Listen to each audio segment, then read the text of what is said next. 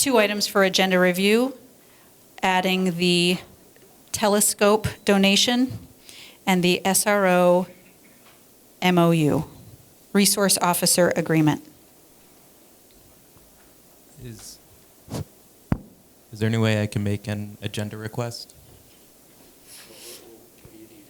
I was wondering if we could discuss the Carpenter School playground. Not tonight? Okay.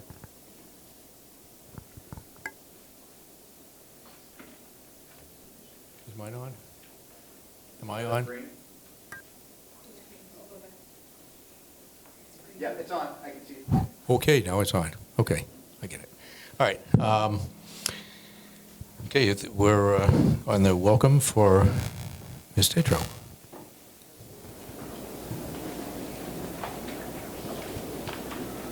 I'll use my teacher voice. Been out of practice for a little while. I'm sure it's still healthy. Good evening, everybody. What a nice turnout. We have a lot to get through tonight, and I just wanted to make sure that I came up to welcome everyone and gave you the opportunity to be a part of what we're going to present tonight as part of our competency-based education. I'd like to introduce our SAU representative for competencies, and that is Katie Hills, and she's going to introduce our team. Thank you for being here tonight. Good luck with the baseball game on Wednesday.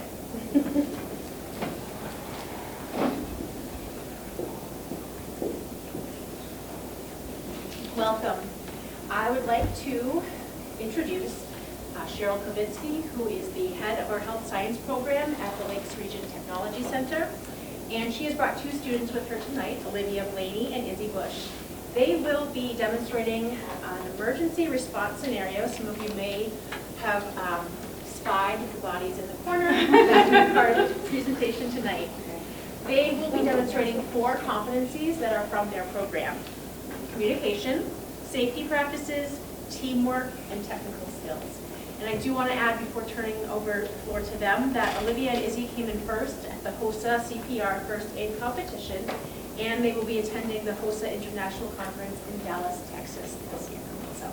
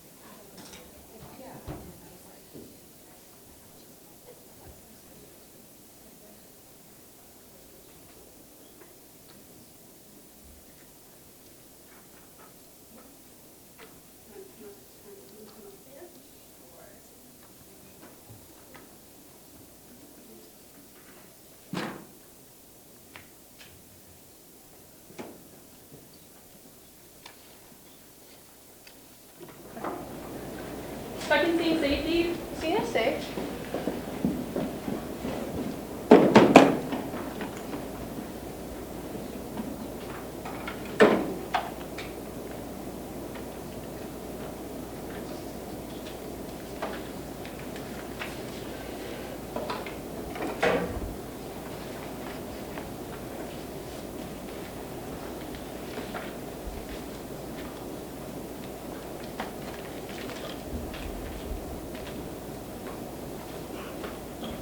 Sir, are you okay?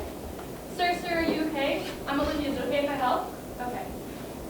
I see that you have an open fracture in your leg. I'm just going to check for any medical jewelry. Patient's unresponsive and not breathing. Olivia, you should call 911 to get the AED. Yep. I'm going to start CPR. I'm Olivia Blaney. I'm at Kingston Regional High School. One of my patients has an open fracture, and the other's unresponsive. 11, I'm getting it now. 13, 14, 15, 16, 17, 18, 19, 21, 22, 23. There's no way you can avail 26, 27, 28, 29, 30.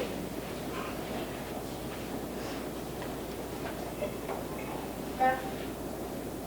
Breath. 1, 2, 3, 4, 5, 6, 7, 8, 9, 10, 11, 12, 13, 14, 15, 16, 17, 18, 19, 20, 22, 23, 24, 25,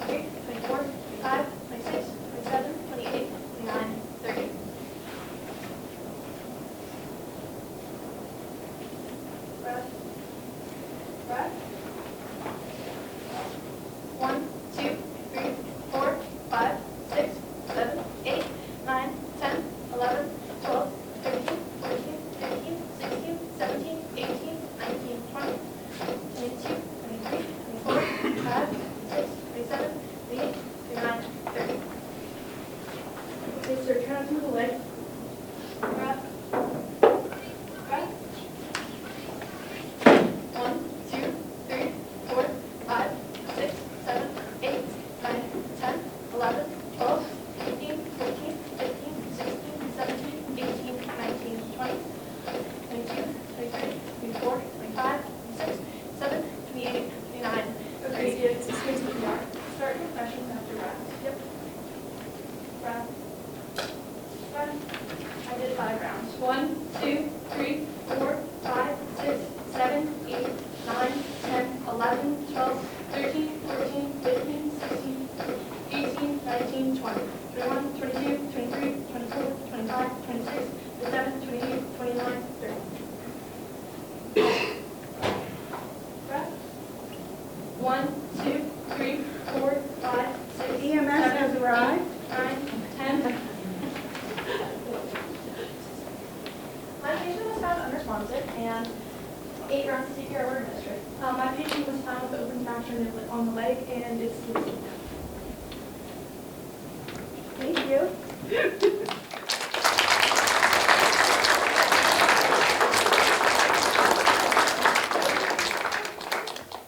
Anybody have any questions for them?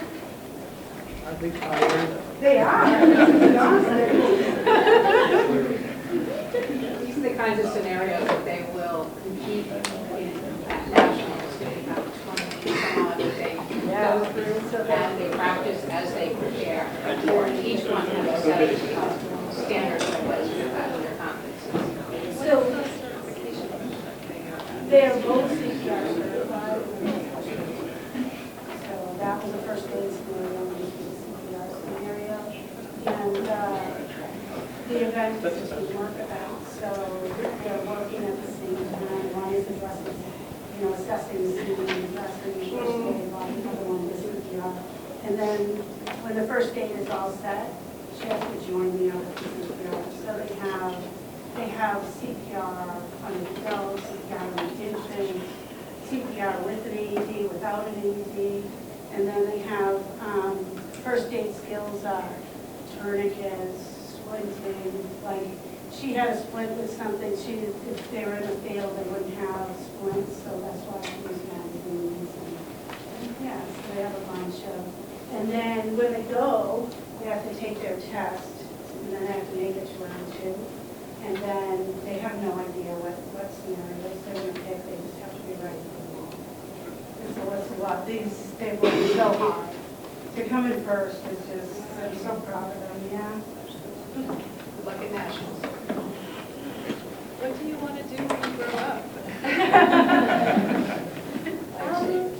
I would really like to go into physical therapy or be like an athletic trainer at high school. I was thinking like a sonographer, which is like taking scans with the sun and stuff. The technical name for ultrasound. They're already medical professionals. Yeah. Thank you. Thank you very much.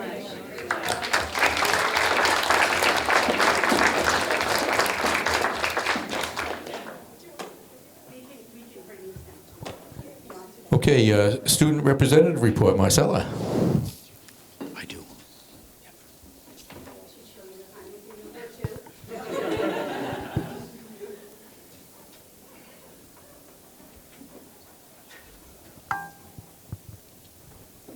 As the year comes to a close, we have had many events going on at the high school. Recent events included Scholarship Night, Senior Banquet, and Baccalaureate, all for seniors, as well as volleyball and a field day for all students. Volleyball, for anyone who may be confused, is when a group of male students from each class are coached by Kingswood female volleyball players, and they put on a tournament in order to fundraise for our student athlete leadership team. This year, the senior class was victorious. Upcoming senior events include graduation, where our commencement speaker will be Mrs. Diane Foley, signing day for students continuing their athletic careers in college, and senior athlete awards. As for sports, the lacrosse and track teams have wrapped up their seasons.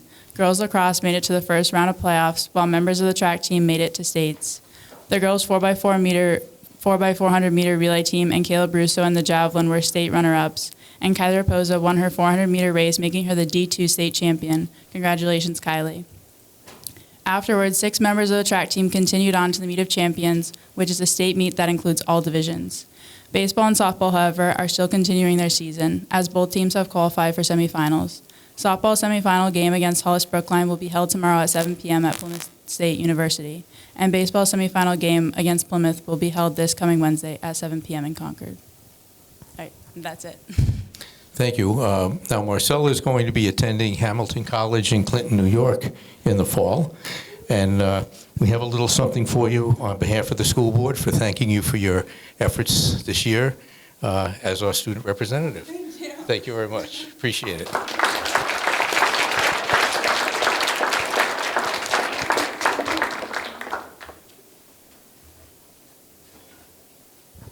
You're allowed to open it too if you want. Yeah, you can open it.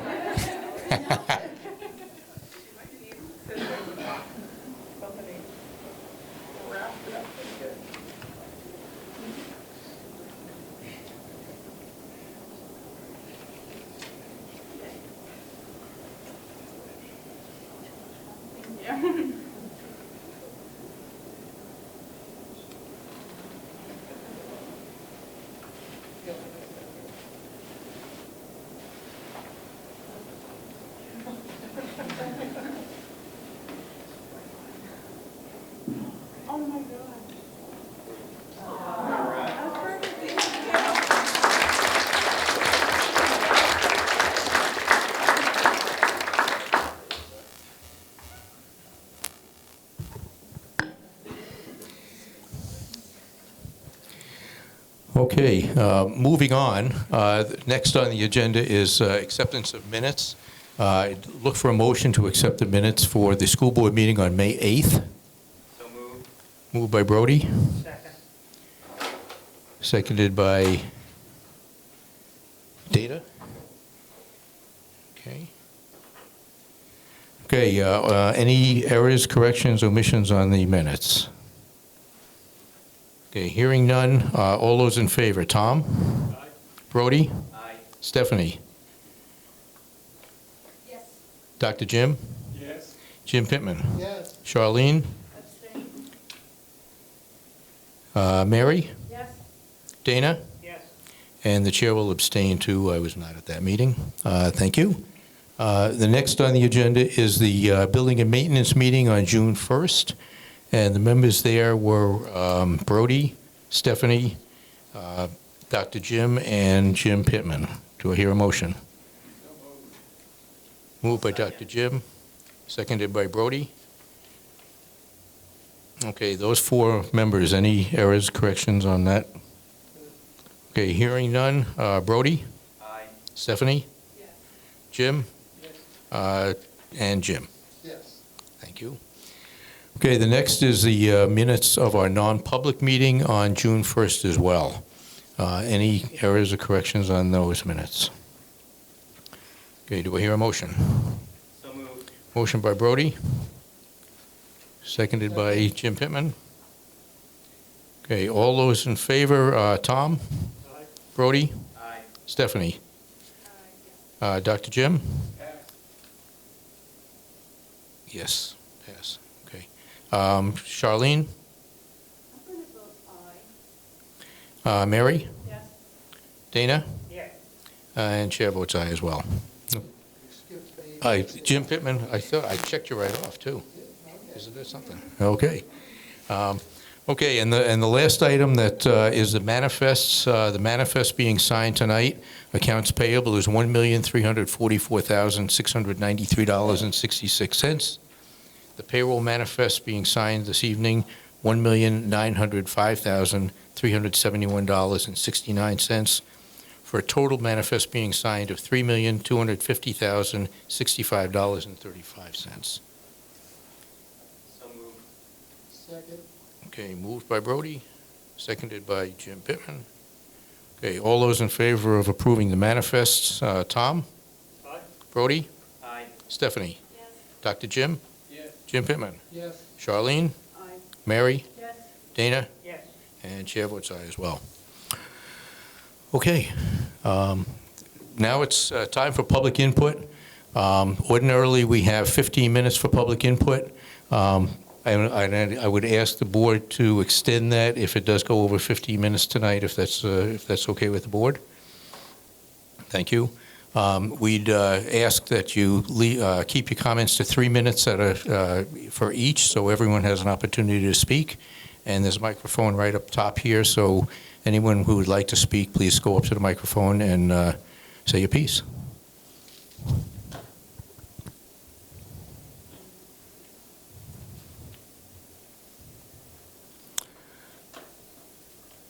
Okay, we will have public input at the end of the meeting as well. So if you want to speak at the end of our meeting, we can do that as well. Anyone want to speak? Okay. All right, we will move on with our meeting then. Yep.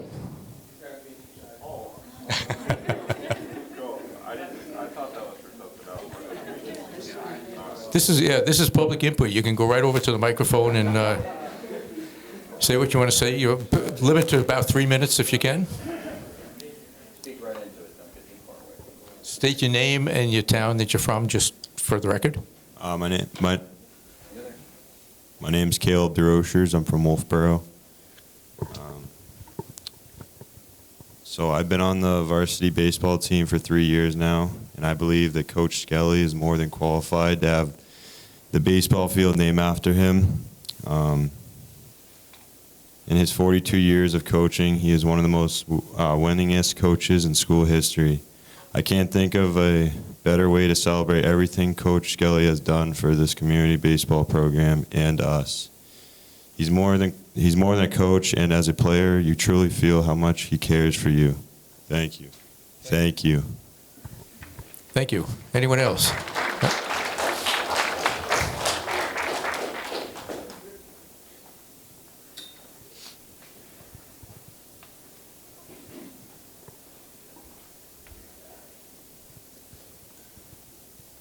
And please state your name and town. Hello, my name is Hayden Eastman from Wolfeboro. We could go on and on about Coach Skelly's accolades during his 42 years of coaching, but his role in the community is far overlooked. If you looked at any baseball in town over the last 42 years, Coach was behind it. Whether it was teaching baseball to young kids through clinics, organizing youth games or leagues, or turning high school baseball players into respectable men. It was Coach's devotion to the community and the game to thank. In my opinion, it'd be ridiculous not to name the field in his honor. Thank you. Thank you.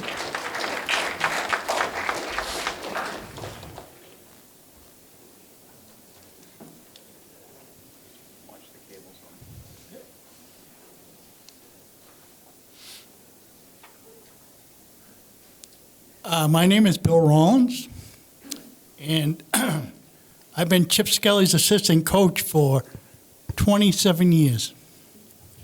And it's been a real treat for me to be here and around the kids. I graduated from Kingswood. The first year it was open in 1965 when Mr. Roundy was the principal.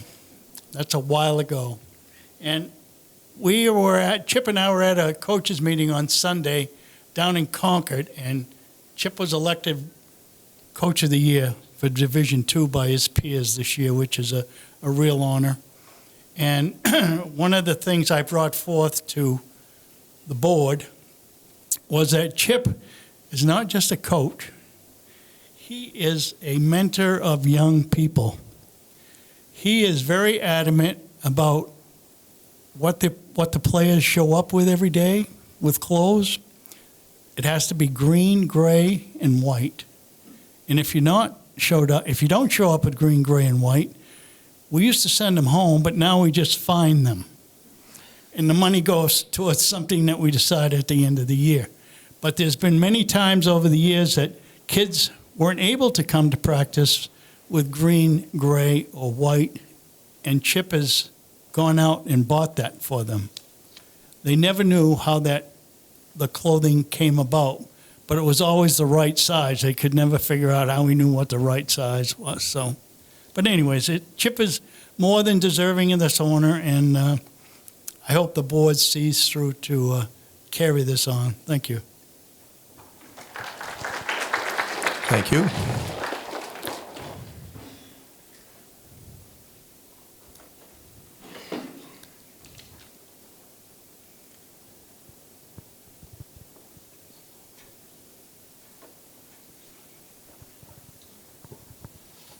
Hi, everyone. Mike Dene, Tuftonboro. Before I start, I just want to, Bill Rollins was also voted Assistant Coach of the Year for the state of New Hampshire Division II, so shout out to Bill. I was waiting for something to be mentioned, you know, in talking about Chip, and I've been fortunate. I teach at the middle school, but I've also been the middle school baseball coach for better than 20 years, working with Chip. And when I think about Chip, I don't necessarily think about the coaching. I think about service. And the Governor Wentworth District has, since I've been here for the better part of 20 years, has always talked about service to the district, service to the community. And I can't think of anybody who's done a better job than Chip Skelly. There are stories of kids not being able to get a ride to practice and Chip going out to Ossipee to pick up those children. Those are true. There are stories about kids needing cleats and Chip and Deb buying those cleats for those kids. Those are true. And I say stories in plural. These things happen on a regular basis, but you never hear about them outside because Chip kept it to himself. And he just did these things, not for any kind of accolades or anything like that. He just did it because he cared. He cared about the community. He cared about the kids that were playing for him. And I think that, you know, seeing the players here is a great example. 42 years is an incredible amount of time. I actually played against Chip when I was in high school. So I've seen him, you know, when he was younger as a coach, and I can really appreciate what he's done and how he's changed. It's not easy coaching anymore. Parents can be difficult. You hear the stories, you see the stuff that's online, and Chip has adapted to the program over 42 years. I've seen his practices change. It's not somebody who's been doing the same thing since 1975. He has adapted his practice. He's a student of the game, not just in baseball, but also in football, because it's not mentioned that he did coach for, you know, 20 years or so, the football team too. I can't think of a better and more deserving person to have a facility named after him than Chip Skelly. And Chip and Deb have done an incredible amount for the community, and if they can't get a field named after him, I can't imagine who would. So please, you know, follow through with this and name the field after him. They're very well deserving for this. Thank you. Thank you.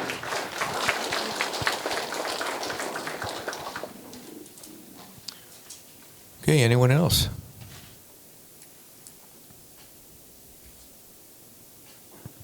I knew if I wait long enough, somebody else will come up.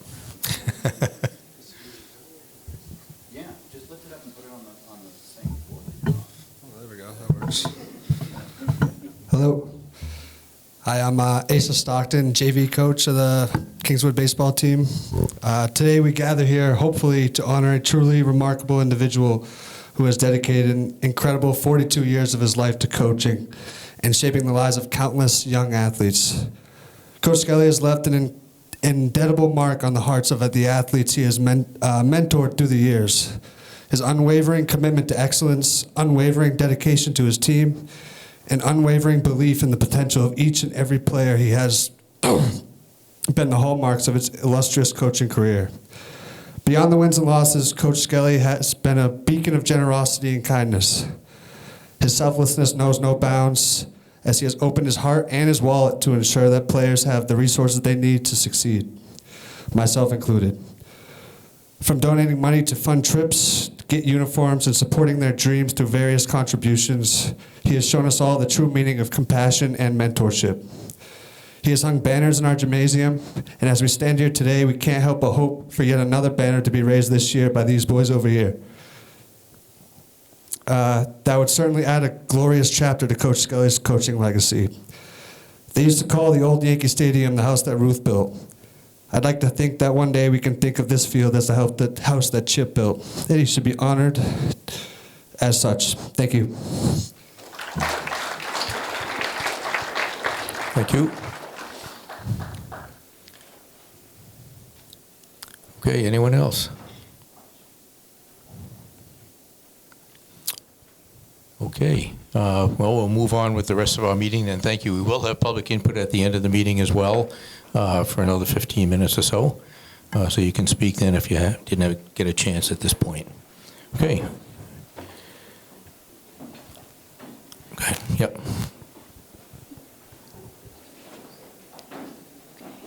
We'll have a little transition time for a moment. Although, okay, first item on superintendent's report is Coach Skelly field dedication. We received about a dozen emails regarding the dedication, which we have shared with the board. So I turn it over to the board to discuss. Okay. Who would anyone like to open the discussion? Okay, Charlene.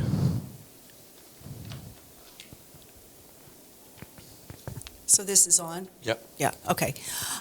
Well, this may be premature, but I wanted to point out that we do have 2 policies in place regarding recognition for accomplishments, and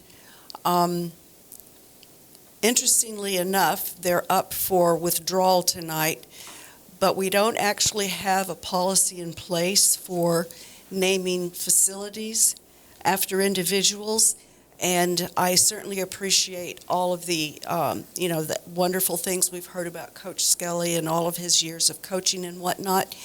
But our past practice has been to honor people with having their names on plaques and such, which is what policy AEB talks about, as well as AEBR. And so I think that because we already have an established practice of not naming buildings for individuals, but yet including recognition for them on plaques. I think there's a large rock is that at Alumni Field? Or where's the big rock that has?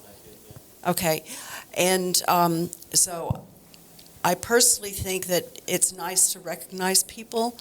I would be hesitant in a regional school district to single out one individual for naming a facility, because in the past we've been approached by people who have wanted us to name facilities after other individuals, and so we've always referred to our policies that we have in place. And I just wanted to point out that we don't have a policy at all in terms of naming facilities after individuals. Thank you, Charlene. Charlene's absolutely correct. Right now, there is no policy that we have that allows the board to vote for naming a particular facility for an individual. We do have policies that honor people that have given significant amount of time and effort to the communities, to the school district, with plaques, and there are certain plaques that are out on the athletic fields. There is a plaque right there, as a matter of fact, and there's another plaque in the auditorium honoring another individual who gave a lot of time here to the district. So without a policy, our hands are sort of tied at this point to move forward with this particular proposal. And I'll turn it to Brody. Would you like to? After hearing some of the comments tonight and receiving a full biography on Chip Skelly from Charlie Hossack, which was, very appreciative to get the whole breadth of the 42 years of service to the school district and to our communities. I personally would be very comfortable with naming the field after Chip, even without a policy, just by the power of this board. But it seems like other members, and I think they have a valid point, think that we should establish an official policy of memorializing or commemorating people who have given great service to this community, and so everyone has an equal opportunity to petition the board and for there to be plaques and memorialize them. if that's what the board wishes to do, then we can revise the AEB policy so then it's more encompassing to putting plaques in different places. But I personally feel as if Coach Skelly, his 42 years of service, I think they reached the level of deserving of naming the field after him. And I think it'd be very apt too, because there is even a memorial there for other folks that are in his family that have built those fields and built this community. And I think it's important that we recognize and that we remember the people who built what we've inherited. He was a coach of mine, and I appreciated everything that he instilled in me. And so that's that. That's all I have to say about that. Thank you.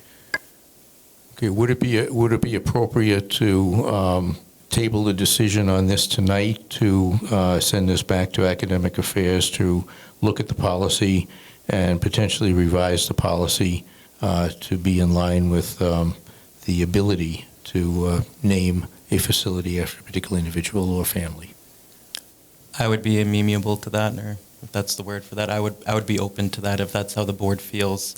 I'm one of 9, so I would like to hear what others have to think about naming of fields or plaques, and whether or not we should have a formal process for memorializing or commemorating people with plaques in different specific spaces where, that would be fitting. Okay, any other board member like to comment on this process? Jim?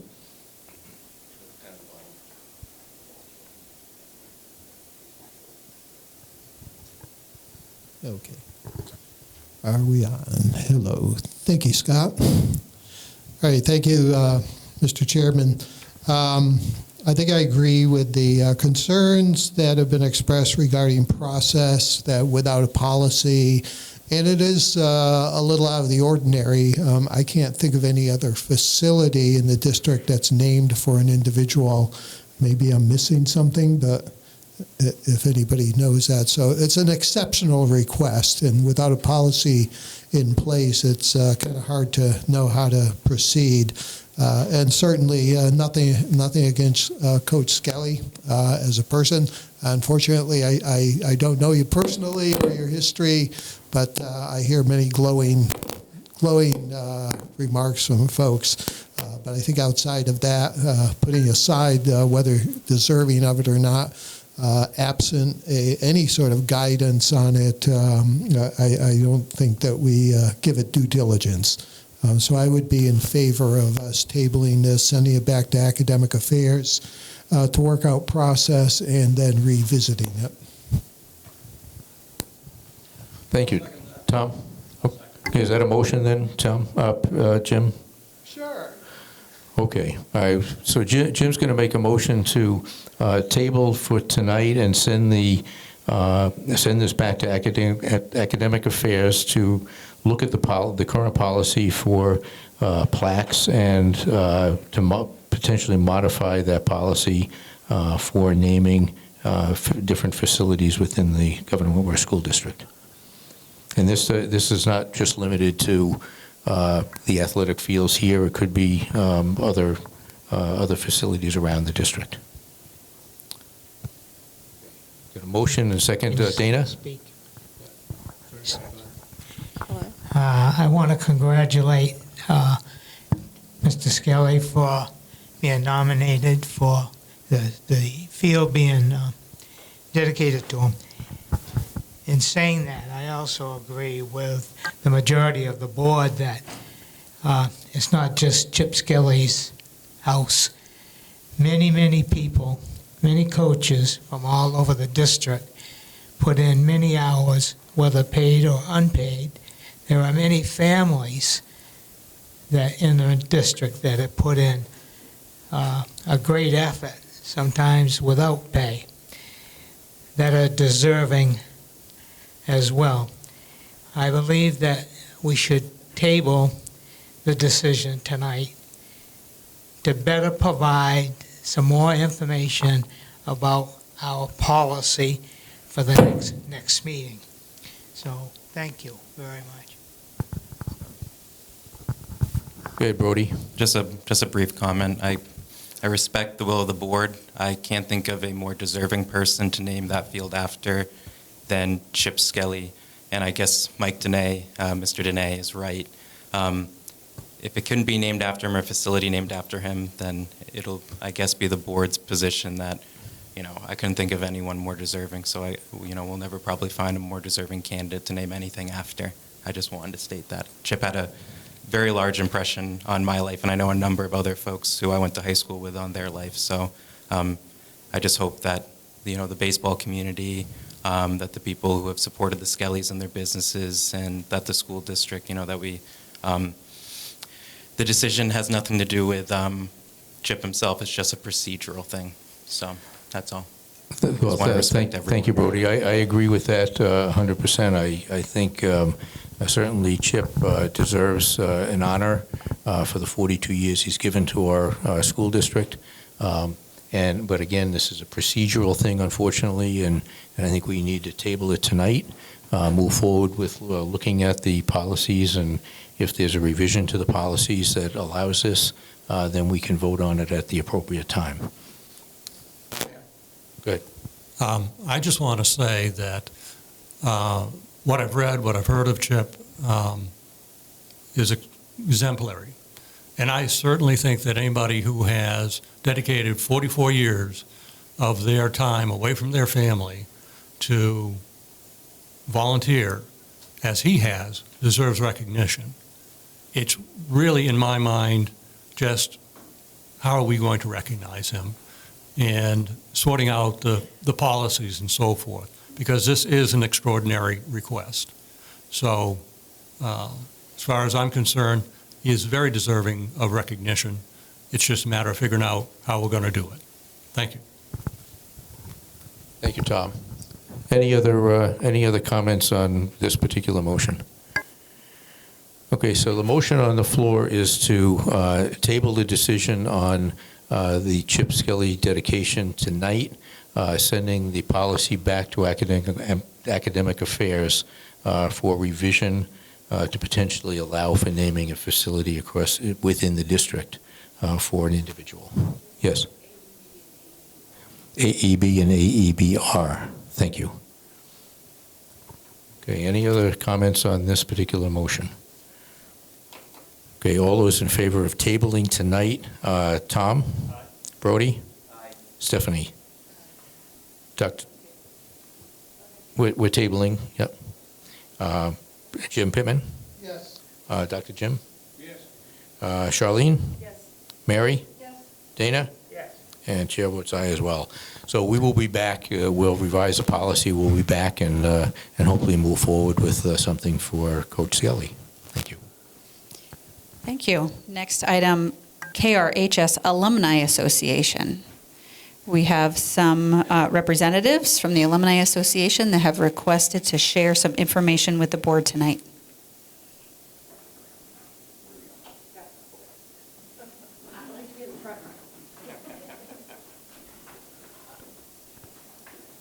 We may ask you to use a mic.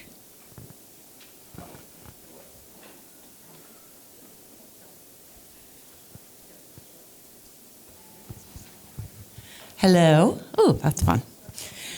So good evening. My name is Christy Smith. We're here representing the Kingswood Alumni Association. With me is Deb Skelly and Lenny Moore, both all board members of the association. Every June, we kind of come down and do an annual report of what we've accomplished. But we're kind of changing it up this year, so I'm just going to read what I've prepared, and we're going to be recognizing this amazing family up there.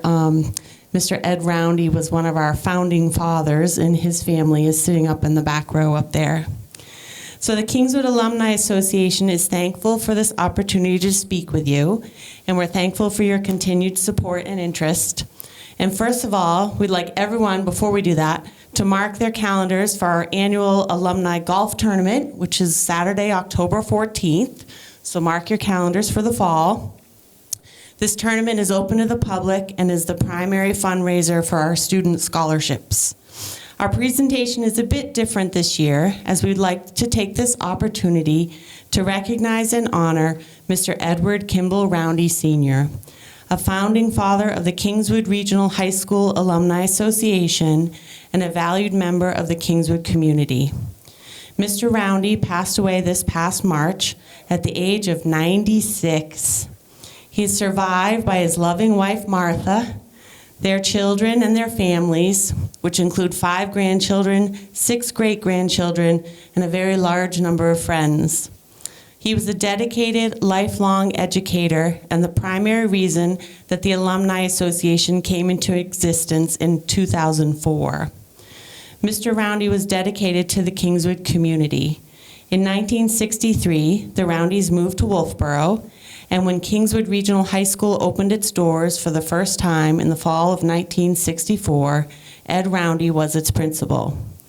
Mr. Roundy was then a math teacher and a coach. He led the boys' ski team to 6 championships, winning 3 of those titles in 1968, 1971, and 1972. And he led the boys' cross-country team to 3 Class I championships in the 1970s. Ed Roundy was also a faculty advisor to the National Honor Society and the Landscape Club here at Kingswood. He retired from teaching in 1986, but continued to serve as the director of the adult education for the Governor Wentworth Regional School District, while also coaching ski jumping. Ed Roundy believed strongly in the importance of community and was very active in civic pursuits, serving as president of the Wolfeboro Rotary Club.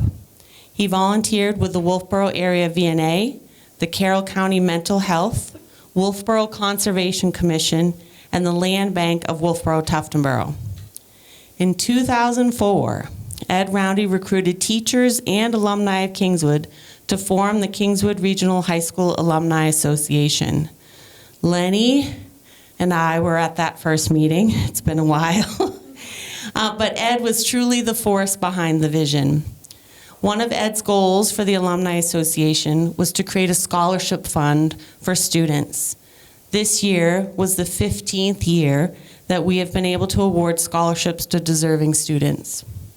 When Ed passed in March, his family asked that the memorial contributions could be made to the Alumni Association. We were able to award an extra $1,000 scholarship this spring to a deserving student because of these generous and thoughtful donations. Our recipients this year, these were presented at senior banquet last Friday, were Jacqueline and Juliet Bonavie from the classes of 2021 and 2022, and from the class of 2023, Tyler Okala, Aiden Thompson, and Shaw Swinnerton. We would like to present this plaque this evening to honor Mr. Edward Roundy. This plaque is going to be placed, speaking of memorials and plaques, we're placing this plaque in the alumni office on the wall in there. It reads, KRHS Alumni Association in honor of Edward K. Roundy Sr., Principal, Teacher, Coach, Alumni Association Founding Father, 1926 to 2023. This plaque, like I said, will be on permanent display here at the high school in the alumni office. We would also like to give a shout out to Martha. Martha was a longtime board member, and she did often bring us her cookies to our meetings, which was always very much loved, and especially because sometimes my birthday fell around one of our meetings, so sometimes we even had a little birthday cake in there. So thank you to Mr. Edward K. Roundy Sr. for your service to this community and to our Alumni Association. Thank you. He meant a lot to our organization.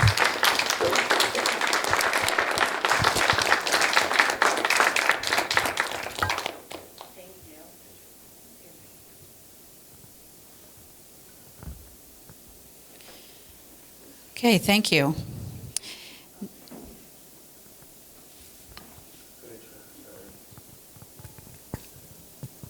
I hate to be a stickler for process, and this sounds like a lovely idea, but in the past, we have, as a board, approved plaques and whatnot, and we've had these policies in place about,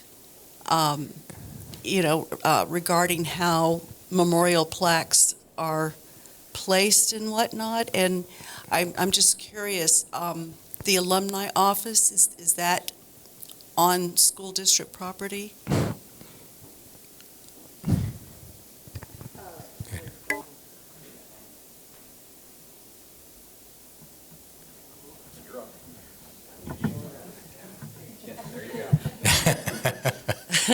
So the alumni office, yes, is right here in the high school in the back corner of the second floor over here.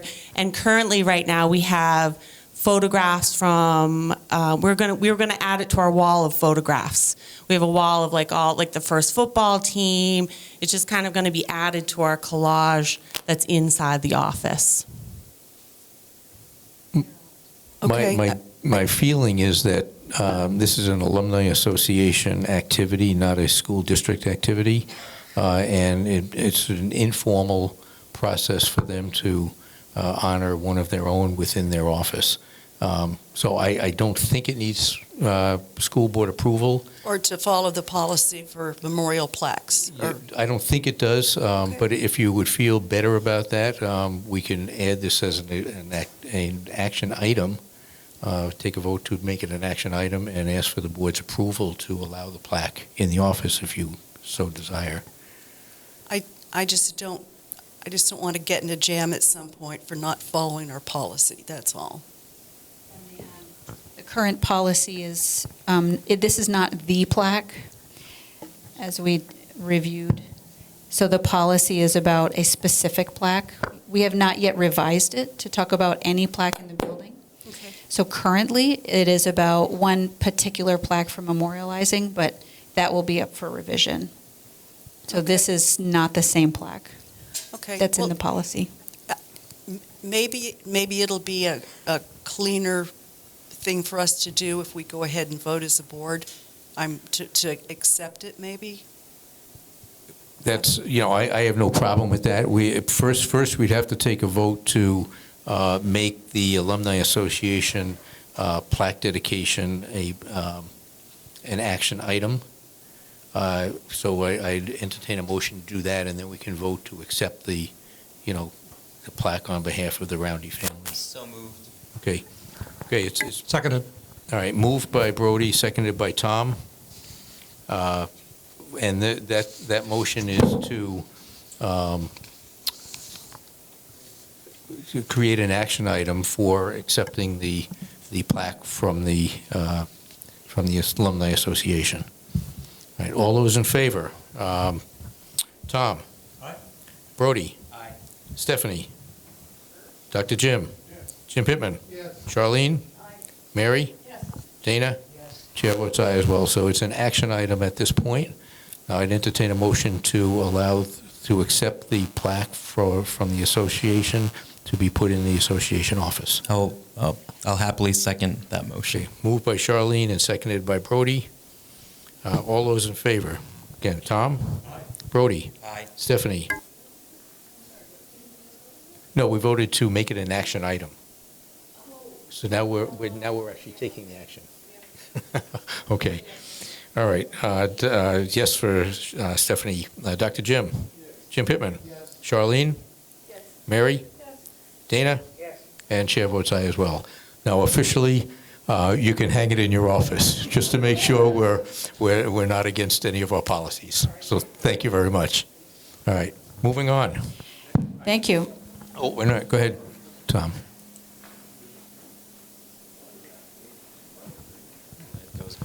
I'd just like to say to the Roundy family, I had your dad for a math teacher, and he was phenomenal. I can't say I retained a lot, but he tried his best, and he was a terrific teacher. And my father met him when he was the first principal, and he thought he was an awesome principal. And he was putting up with my brothers, so he had to be pretty awesome. So I just don't want it to go unsaid that your father was an incredible teacher and an awesome person. Thank you, Tom.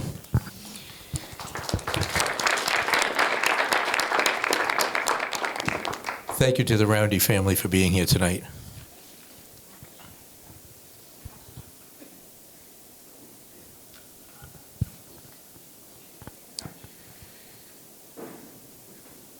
And thank you to the Alumni Association for what you do. Appreciate it.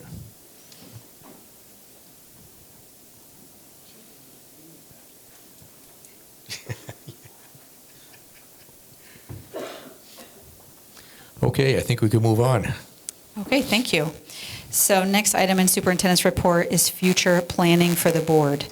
There are 2 items on this list for the board to discuss and take action on. The first is a summer retreat. So a summer retreat is a workshop type of, it's not a board meeting, it's a retreat or a workshop wherein school boards typically discuss goals and discuss strategic planning. So that would be the first item for discussion and action, perhaps scheduling in action. And the second piece is a vote on strategic plan consultant. We have included in your packet information from the New Hampshire School Board Association, the consultant work that they do with boards to guide the process for strategic planning. So the information is here, their process, the work that the consultant does with the board as far as developing the team, developing the plan. The neutral third party of the consultant is very helpful to guide the process. So that is the second action item and up for discussion and decision by the board. Thank you. I guess the first, Brody, good. I think it's, not only excellent, I think it's really imperative that we create long-term and sustained, well, short-term and long-term and sustained strategic planning. And something I noticed in the presentation was preparing for the journey, and then they, turned journey. They have the, journey as hour in red because the word hours and journey. I thought that was kind of neat. But anyways, it says to create a strategic planning team. And I know I might sound like, I've been hemming and hawing about this for some time, but I think that the board should consider in its policies, specifically policy BDE, which is the board committees having a strategic planning committee that, one, not only does this work, but once we no longer need a consultant, we'll have that sustained strategic planning element. I think it's good for the board. I think strategic planning is such a large responsibility, just like with finance. The budget's a huge responsibility, so they work through a number of questions and kinks and everything and bring something to the board that's more finalized. Same thing with contract negotiations, HR, same things with buildings and maintenance, just making sure the physical plan. I think strategic planning is that large of a responsibility that it takes a team of 4 to work through a number, to problem solve together, and then bring larger, more ready, robust products to the board. So, it might be a discussion for later whether or not we have a strategic planning committee under policy BDE. But I think it's something that we should consider, and this seems like a point to kind of bring that up too. So that's all. Thank you, Brad. I think that's a good idea, and I think if we have this summer meeting retreat, and we have this consultant and we get a strategic plan put in place, I think it certainly would be appropriate to look at that policy and see if a standing committee makes sense. I do think that's a good idea. So I guess first we're deciding, are we going to have a, you didn't call it a retreat. Summer retreat, but it's a workshop. Summer workshop for the board focused on strategic planning. First, do we want to have one? And if so, do we have some potential dates possible that we can do that? And is there air conditioning? We'll make sure there's air conditioning wherever it is. I have a couple of questions. So how much do we have like an idea of a cost for a summer retreat, of how that would be covered? And then the second question would be, how is that publicly noticed? Because if we're all meeting as a board discussing these things, it would be a meeting. Whether or not we take any action items is a separate question, but it would be a place where we're talking about literally the entire short-term and long-term strategies for how the school district's going to operate. I assume the public should be allowed to sit in and hear and maybe even provide public input before and after our discussions. So in my experience, boards are allowed to hold planning time that are, it's not time when you would vote, it's time when you would discuss and work on goals. And you can also discuss strategic planning. But as far as voting, you could bring that to your board meeting at a subsequent time. Typically, boards have, they call it a retreat or a workshop, but it's really like a half day, in one of your schools, and the consultant would come and guide the conversation. So it could be a half day in August when the board gets together and begins the discussion. But would we publicly notice it like a meeting? We would. We would. We would publicly notice it, but there would be no public comment at that time. Right, there'd be no public input or comment at that point. And in all my time on the board, we've had one board retreat in the past. It was noticed, and the board met at a distant location. If somebody wanted to come to that distant location, I guess they probably could have. But it was, again, a board retreat to discuss policies and different things. And again, we did notice it, I believe, but that was a long, long time ago as well. I guess I would only feel comfortable supporting these motions knowing that that we publicly notice it and that it's a place within our jurisdiction, within our district, so then people could watch it. I would prefer public input, but when appropriate, because I think the public should be engaged in the process, and I think people would be interested. But I can respect, if that's not the time or place for public input. But that's We at would least. make sure it's completely compliant. Okay, thank you. Okay, yes, Mary.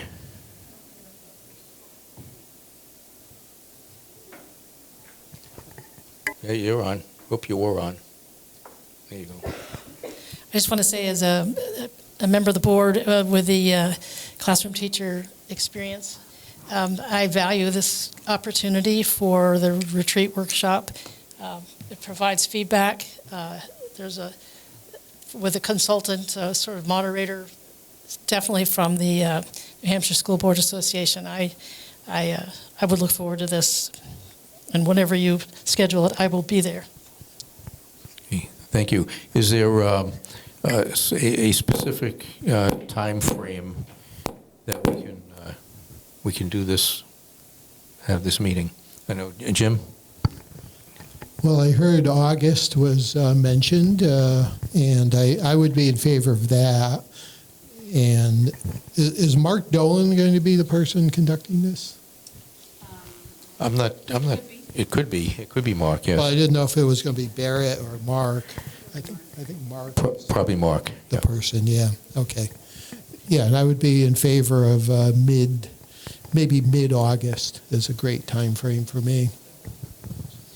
Okay. I know, Charlene, you're I would be very interested in it being sometime in either maybe any time in July or the first 2 weeks in August would be great. Okay, we've talked about moving the school board meeting from August 14th to the 7th in August. Would be later in that week a possibility? Yes. I was going to say, You're on. because this is something that we could communicate via email in terms of just planning for dates and such. We could make sure that the consultant is available. Yes. Throw out some dates and schedule it that way.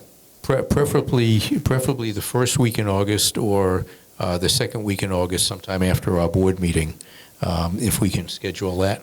Is that appropriate for everybody? Speaking of the board meeting, are we moving that, Jack? What's that? Are we moving that? I believe we had a discussion, I think just before you came up, that Charlene's out on the 14th, so she'd like to move it to the 7th, if that's okay with the rest of the board. And I think we all sort of said it really didn't matter whether it was the 7th or the 14th, so I think the 7th is what the board is going to do. I have to say, I may be the only member of the board that works full-time. Okay, two of us, three of us. So if we could schedule it outside of work hours, that would normal work hours, please. Okay. All right, we'll see what... The retreat. Yeah, we'll see what works best for the consultants as well, what they can do. Okay? Excellent. Brody. Not to stray, but Do we need to make that an actionable item to move that school board meeting? Because we've already voted to adopt the school board calendar. Would we need to amend We calendar? can, we can do that. And I assume after this, but I just wanted to flag that. Yeah, I would say since we discussed it before that it's not a good date for us, that we probably should add an agenda review for changing the board meeting in August, if that's okay with the rest of the board. Yep. Okay. So I would entertain a motion then to move the August board meeting from August 14th to August 7th. So moved. Okay, moved by Brody. Seconded by Jim Pittman. So the motion on the floor is to move the August board meeting from August 14th to August 7th. All those in favor? Tom? Aye. Brody? Aye. Stephanie? Dr. Jim? Jim Pittman? Yes. Charlene? Yes. Mary? Yes. Dana? Yes. Chair votes aye as well. So the board meeting in August is on August 7th. So I guess the future planning are action items. So the first motion that I'd look for is a motion to hold a summer retreat, if we want to call it a retreat, or what do you say? It's really a workshop. I'm sorry, summer workshop. I'll make a motion. Sometime the first 2 weeks, within the first 2 weeks of August, if we can schedule that with the consultant. Yep, I'll make a motion for us to have a summer retreat within the first 2 weeks of August, compliant to 91A state meeting rules. Thank you. Do I have a second? Well, we're going to vote on that. Yeah. Yep. Okay. So Dr. Jim's going to second it? All right. All right. All right. All those in favor of officially holding a summer workshop the first or second week in August, signal by saying aye. Tom? Aye. Brody? Aye. Stephanie? Yes. Dr. Jim? Yes. Jim Pittman? Yes. Charlene? Aye. Mary? Yes. Dana? Yes. And chair votes aye as well. The second item is, do we want to engage a consultant through the New Hampshire School Board Association to help us through this process? Again, this is the first strategic plan process that we've gone through in probably 25 or 30 years. The last time, I think Sherwood Flurry was our superintendent then, and I think it's time that we do that, and I think it would be very helpful to have someone from the New Hampshire School Board Association consult with us. I'll make that motion that we have our workshop with attendance by strategic plan consultant from the New Hampshire School Board Association. Okay, motion by Charlene, second by Jim Pittman. I just have Brody? a couple of questions. Yep. My first question is, how much does it cost? And then my second question is, which line item are we pulling that money from? The cost is about $1,500, according to what Barrett told us at the last meeting he was at. Yeah, I think it was at the last meeting. And line item?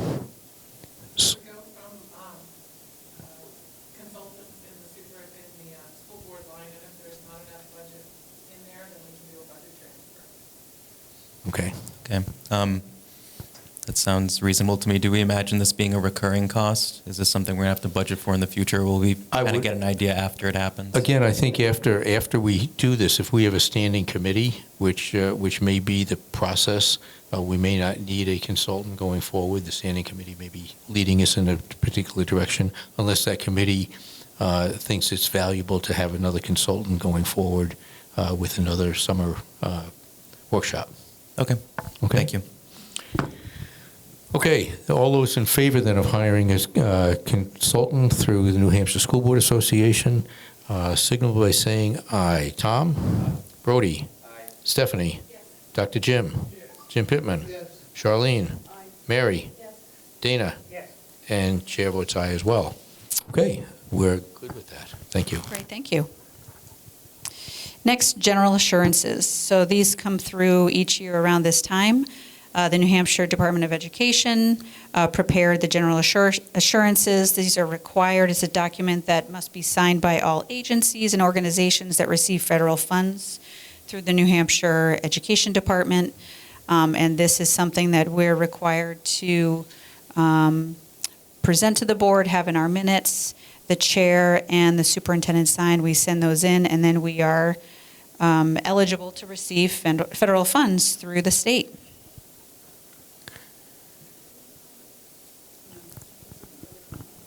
Yep.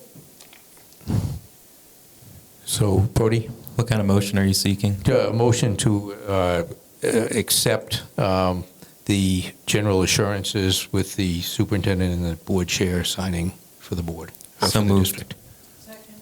Moved by Brody, seconded by Mary.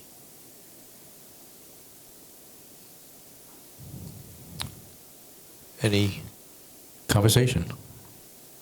Concerns? These are standard assurances that we sign every year to be eligible for funding. Yep. Okay. Tom. Brody. Stephanie. Dr. Jim. Jim Pittman. Charlene. Mary. Dana. Chair votes aye as well. Thank you. Next agenda item is authority to hire. This is a request. You don't have a document attached to this agenda item. This is a request I bring to the board. In my experience, from my previous district and many districts, school boards will vote to grant superintendent the authority to hire at their May or June meeting through the summer time when you're not holding a meeting. We've experienced hardships with the current process, which is when we have finalists in the 6 weeks between the June meeting and the August meeting. Currently, the process is to give them an intent to hire, and the finalist signs the intent to hire, and then we have to wait for the August board meeting. And that's when the board votes on my nomination per New Hampshire rules. And then after that, we issue them a real contract. So we have them in twice to sign twice. But in the meantime, they don't have a real contract. And we've lost people as a result because they're worried they don't have a real contract for 6 to 8 weeks during the summer. So my proposal to the board is, and there are other reasons as well, that people need contracts earlier, such as benefits. So I propose to the board to take action to give the superintendent authority to hire between the June and the August board meetings. One other point I would add, if you don't mind, is that we would still follow the same process as far as posting to the board site the materials, and the board still could reach out to the SAU if there were any questions about a candidate. And further, I would still present all of the new hires at the August meeting. The difference would be that the board would not have to vote to hire the superintendent nominations at the August meeting. Yeah. Carolyn and I talked about this the other day, and one of the big issues, or one of the processes we've gone through before, is that we'd post the nominees on the website, and we'd ask the board members to contact the superintendent if they had any questions or concerns. That part really wouldn't change. If no board member has any concerns, then they could issue a full contract rather than a conditional contract on a vote in August. And I think it makes a lot of sense to not lose good qualified candidates. If there's no comment from the board member, why not issue a permanent contract as opposed to a conditional contract waiting for a vote in August? Charlene. I know you and I have quite a bit of time on the board, and something about this rings a bell that, not only have we done general assurances in the past on a regular basis, but something rings a bell about having passed this kind of a motion in the past. I obviously don't know exactly what meeting because there have been so many, and I can't even remember under which superintendent we did it, but Yeah, I think the options that we did in that motion was to approve a conditional contract, waiting for our final approval in August. And that seems to be the issue, because the conditional contract doesn't necessarily mean that in August they're going to get a full contract. This way, it gives us the opportunity to review their resumes online, get back to the superintendent if there are any concerns with any one of the candidates, and if there are concerns, to reach out to the superintendent, voice those concerns, and that candidate then could be held back until the August meeting. Or if no comments are negative, then the superintendent would be able to issue a full contract rather than a conditional contract. Can I ask a question? question? I think it makes a lot of sense to me. Yes. I mean, I don't know about the rest of the board, but I don't spend the whole summer in Turks and Caicos. I actually am. I don't know why we can't add a couple of non-public meetings just to do this work, because I think if we're going to make an exception to the policy, then that should be in policy. If this is going to be a well, our HR, we have a lot of policies about HR and hiring. And so my thought is I'm available in the summer and the evenings, and if there's, if we can get a quorum together, even bi-weekly, that's fine, just to come in and do some, to review the candidates. Good. Jim, first. I would be in favor, considering that this is, I think, a functional idea to try to correct a problem we have, particularly in light of current situation where availability of hires is a little bit of a challenge, is to, reel them in when we have them. No, don't give them a chance to swim away, if you don't mind the fishing metaphor. But I would be in favor of allowing this on a one-time basis only to see how it works this year, and not make it a permanent change to our policies and procedures. And, just see. I mean, what's the worst that could happen? I mean, I express my trust in our superintendent and staff to administer this responsibly. So I have no fears about that, and I think it's worth a trial. Thank you, Brody. I like you, Jim. I trust our staff a lot, but I guess I just have the question of whether or not the board is legally allowed to set someone as a designee for hiring, and without that, would you know? Yes, you are allowed to do that. So at my previous districts, they all voted every June to grant the superintendent authority to hire. So although we don't have a policy that says the board will vote on the superintendent nomination, that's the New Hampshire law, in that the board only hires the superintendent directly, as you know, and the board votes on all of the superintendent nominations for all other hires. However, you have the power to give the superintendent authority to hire, if you're not meeting. Okay. So that, and to Jim Pittman's point, they voted on that every single year. So if you vote on that today and you decide to, put that in practice this summer, you can see how it goes, and then next June you will be able to consider that again. Okay. I guess I agree very strongly with Stephanie. I think it's more than reasonable to create a quorum and to just have a regularly scheduled to support our staff.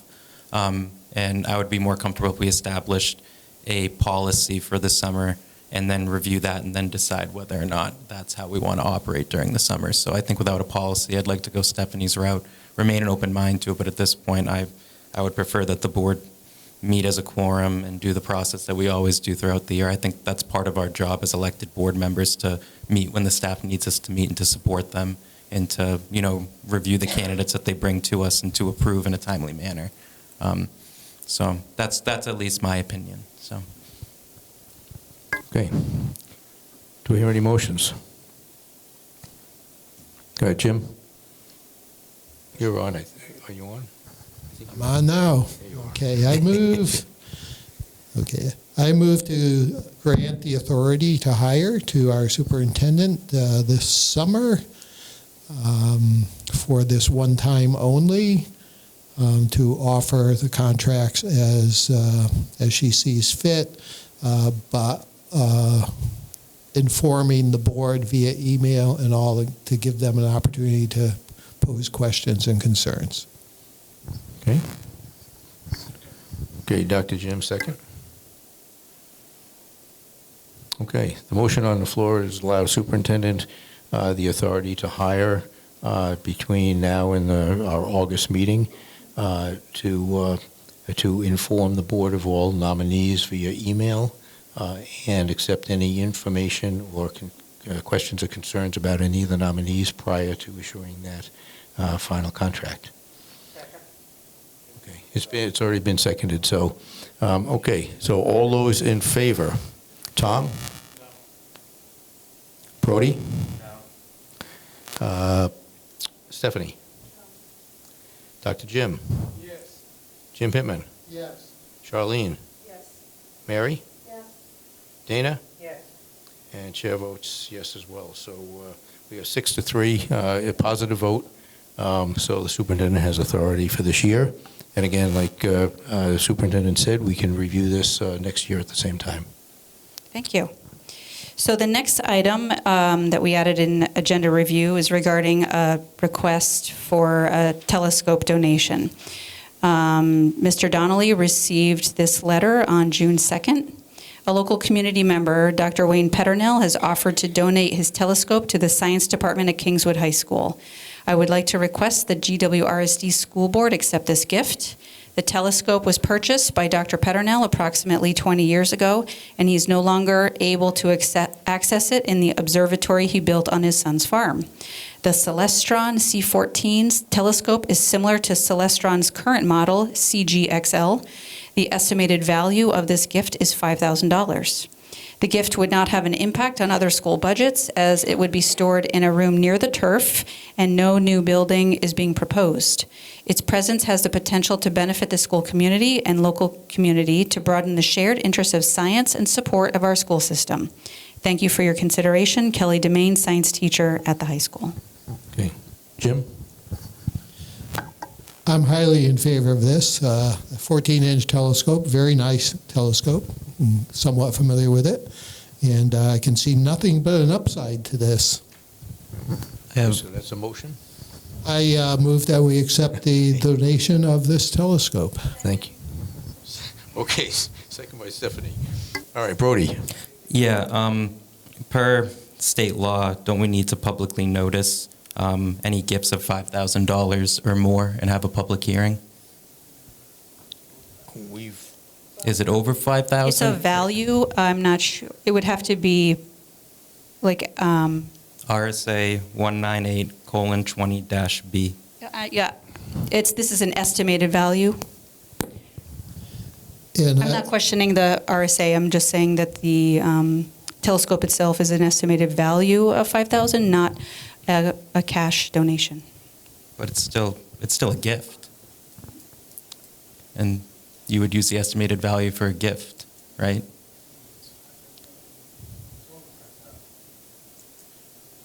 Yeah, I think you're right that it has to be over 5,000. But I also add, I think for a 20-year-old C14 scope, the $5,000 value may be excessive.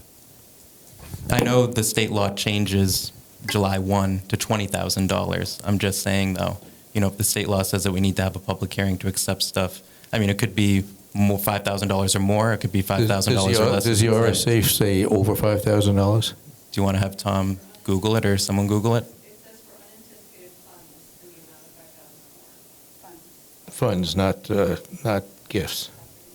It says it's specifically funds.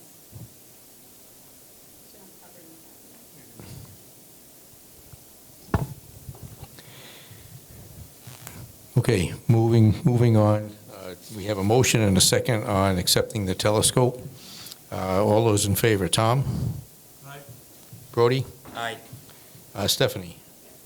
Dr. Jim? Yes. Jim Pittman? Yes. Charlene? Aye. Mary? Dana? Yes. Chair votes aye as well. Okay. Thank you. And final item on superintendent's report is the resource officer agreement, also known as SRO MOU. So the Chief Stu Chase and Captain Livy and I worked on this version together. We took the current MOU and revised it slightly to make it relevant to this school year. And so I've included that for the board to review and to take action on.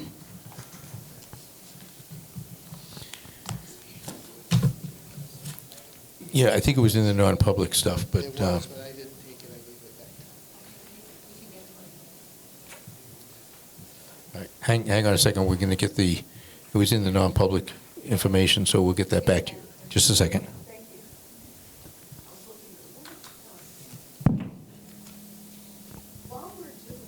Go ahead. Go ahead, Jolena. While we're getting our copies of that, is there any compelling reason that we decided to change it from the original verbiage of memorandum of understanding to agreement? I'm just curious. I don't think there's any reason for that. My memory is that it actually had resource officer agreement at the top, but I can double check on that. Yeah, no real reason on that. Yeah, it's hard to distinguish between a memorandum of understanding which you're agreeing on, as opposed to an agreement. So. And I'm not a lawyer, so I don't know the ins and outs of which is more appropriate. I can start out the comments if it's. Sure. While folks Stephanie. are getting their packets out, I guess I can start the comments. I think it's a wonderful revision from what we had seen. And there's some grammatical things in this I want to iron out as a former English teacher, but Listen to Stephanie, please. respect. I think there's 2 or 3 areas I want to point out for potential revision I'd like the board to consider. One is the scope of assignment, where it talks about, it's on page 2, the language says, the SRO position shall focus on assisting the district with school safety issues and concentrate on truancy issues, violence issues, bullying issues, drug and substance abuse, theft, driver, passenger safety issues, bias complaints, and other violations of school rules or laws as they arise. I have some significant concerns about SROs stepping in with school rule enforcement. In national studies about this, it is very detrimental, and there's a lot of concerns about equity when SROs are involved in school discipline.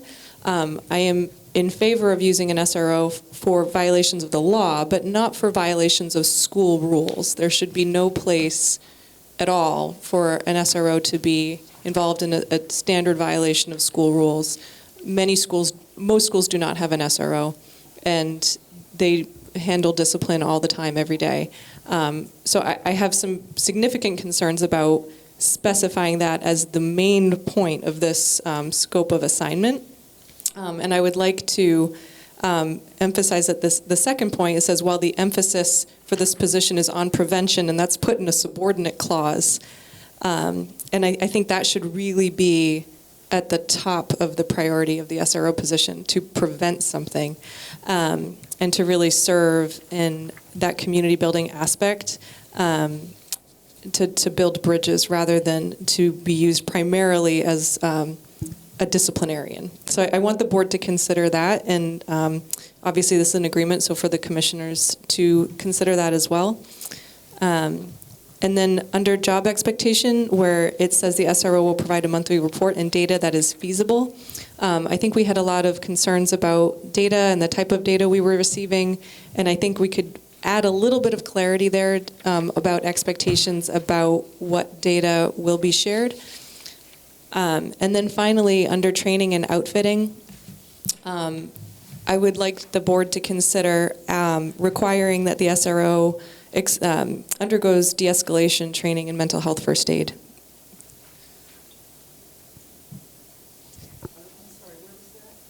Under the last piece under training and outfitting, to require that an SRO undergo de-escalation training in mental health first aid. Especially considering that we're looking at creating a BIT team in our district, and so I think that would fit in really well with that. Could I provide some points of input? Go ahead, Brody.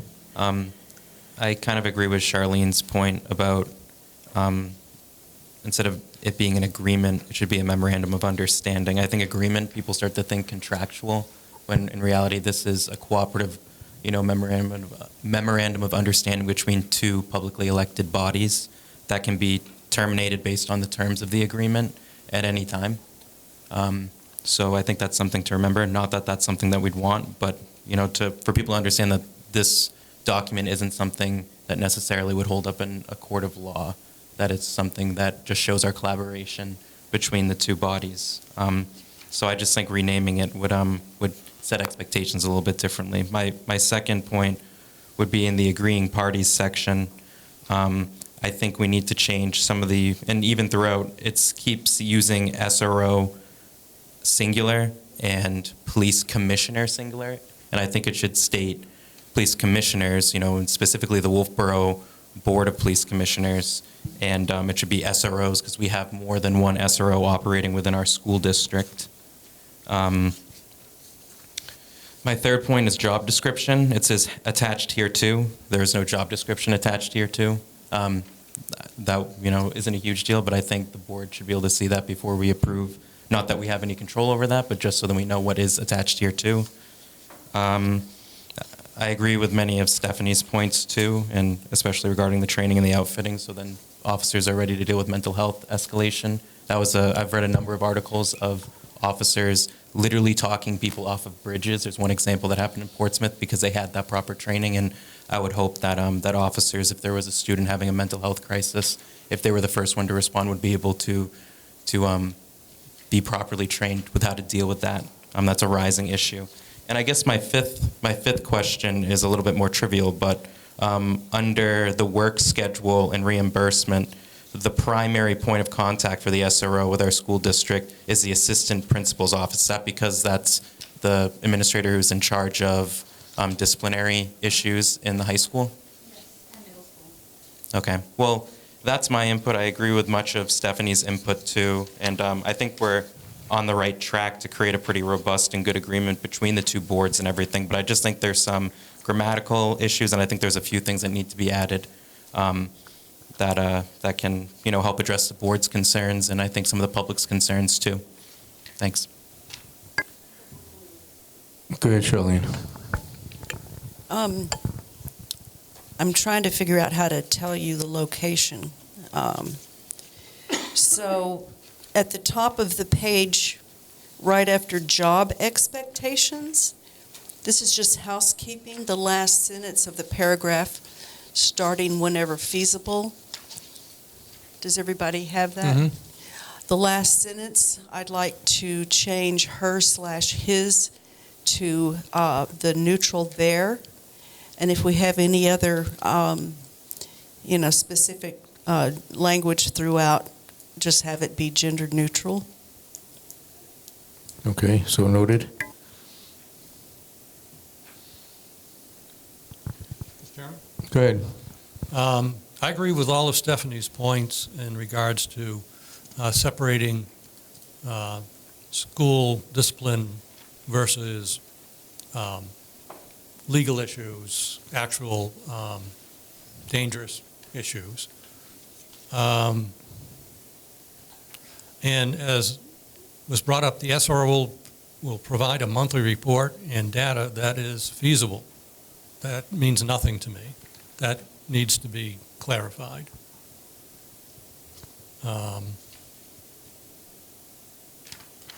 And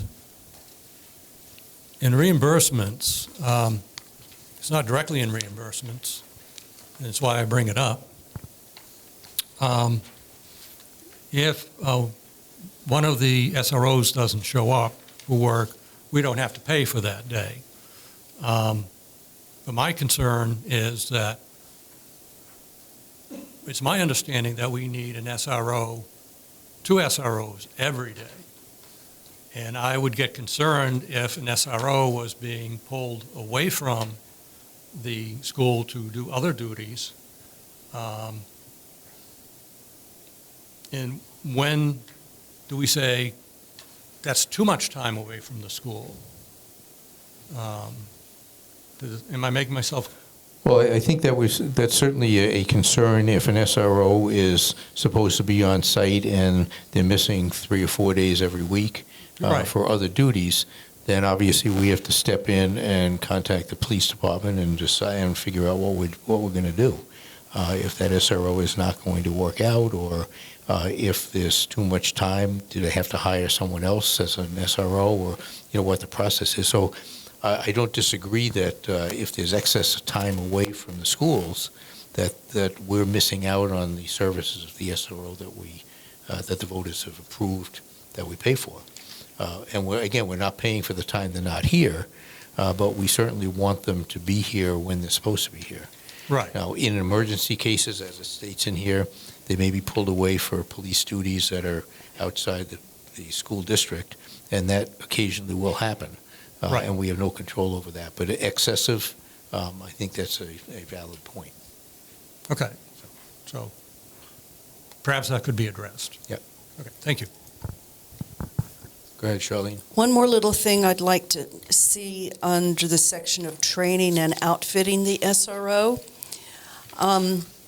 I think communication is really important, and I recognize that the chief of police and the police commission most likely are better qualified to determine what kind of weaponry they think their SRO should have access to when they're at school. But at the same time, I'd like to have, in the second sentence, in that regard, it is agreed that the decision of whether the SRO shall be armed is best made by the chief of police and the police commissioner. I would like to add, in consultation with In consultation with the superintendent. In consultation with the superintendent? Correct. Yep. Yes. Okay, one more, Brody? Yeah, one small thing is I just think we should be more explicit that this replaces the previous agreement. Yeah, the current one ends June 30th anyway. Yeah, I don't think, Okay. Just my opinion, if it doesn't get added, that's I'm fine. not going to get hurt. Okay, so what we'll do is we'll make these edits and get, hopefully, you think we can get this to the board before the August meeting for them to look at, and then if there's additional edits that, just like any policy, maybe we can clean this up before our August meeting and have an official vote at the August meeting on the edits and a final document. Okay? Okay, we're good.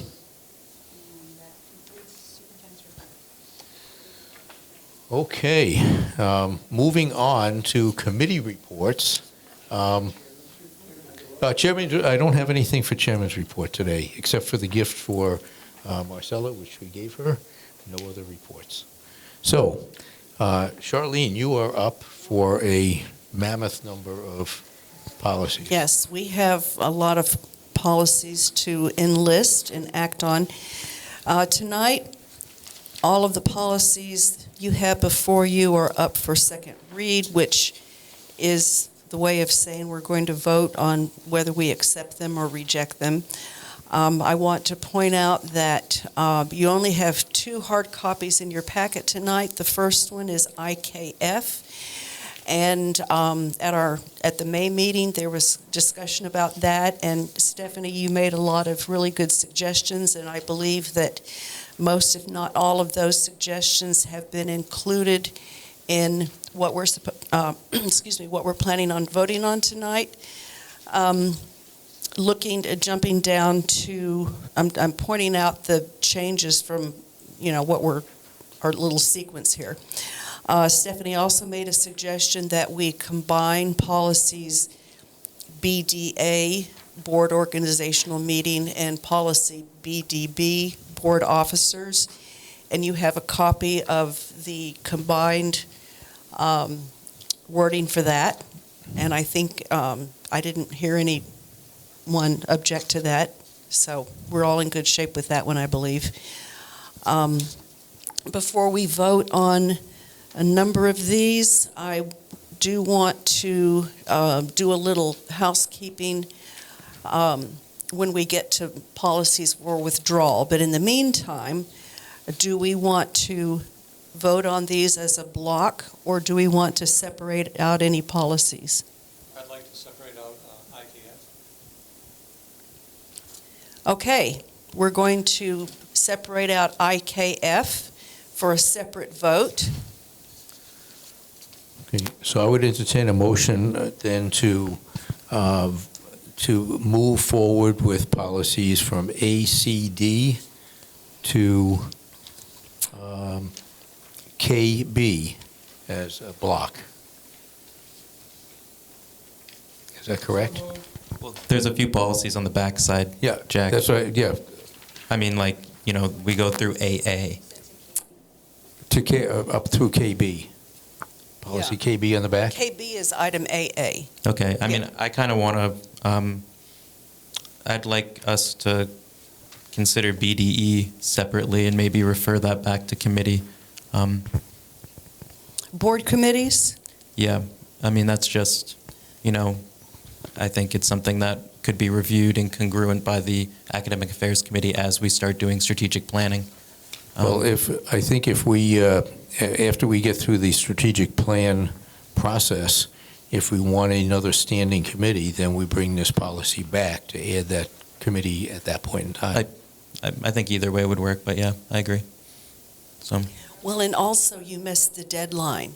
The two of you missed the deadline, but oh well. No, I made the deadline. My input. But I know, but you're talking about it now. This is the first I've heard of. I sent it to you. This is the BD. Okay, we're not going to argue about this. We're going to either move forward. But this is the first I've heard of withdrawing IKF for now, so that's okay. Just vote separate. I'm sorry. Withdrawing it from the block vote. I misspoke. I'm sorry. Withdrawing it from the block vote. Okay. We brought it up at the last meeting, but we didn't go further with the conversation. Okay, so we're going to peel out IKF and BDE, correct? Any others that we want to? We can peel out BDE if you want, or again, if you want to leave it there, if we decide that we need a revised committee structure after our. Okay. I'll leave it in, and we'll address that after our strategic plan. Right. But I would like to revisit it the next time that the Academic Affairs Committee meets. Okay. Okay. I'll support the current policy that we have. Okay. And, we can worry about future revisions in the future. Okay, so for our listening audience, I'm going to rattle through what these policies are for that we're going to be voting on.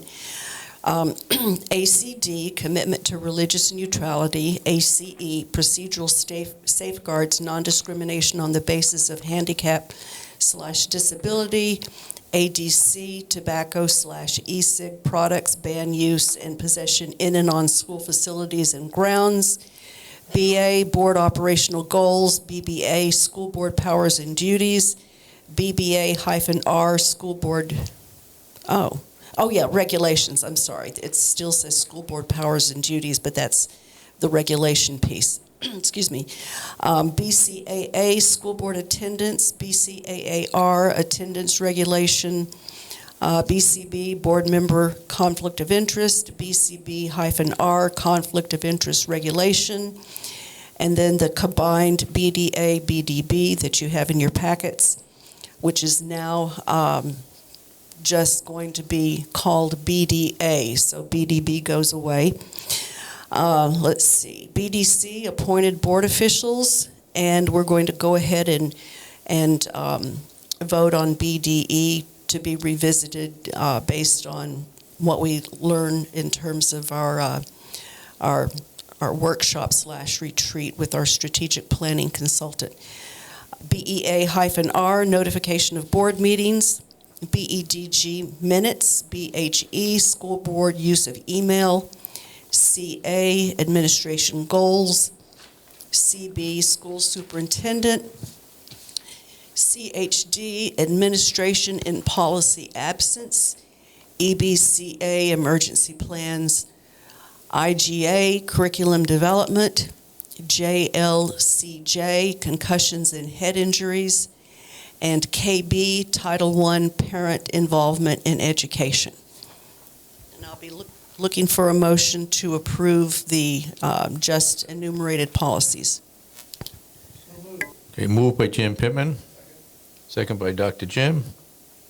Okay, any other further comments on those policies to pass? Okay, all those in favor, Tom? Aye. Brody? Aye. Stephanie? Yes. Dr. Jim? Yes. Jim Manning? Jim Pittman, rather. Yes. Charlene? Mary? Yes. Dana? Yes. And Chair votes aye. Okay, continue, Charlene. Well, I think now would be an appropriate time to hear from Tom regarding his concerns about IKF. Thank you, Charlene. My only concern is with IKF is that the parents aren't given notice before the child, or as soon as the child is indicating that they want to go, say, with the state requirements, which is a lower number of credits. And I think at any opportunity where a child could be making a rather large decision regarding their future, the parents should have the opportunity to speak with the guidance counselors, to speak with the student, and to talk to the student about what they see as the pros and cons of it. So I would add a notice. Let's see. This is lengthy language, and it can be cleaned up, and I'll give it to Kathy.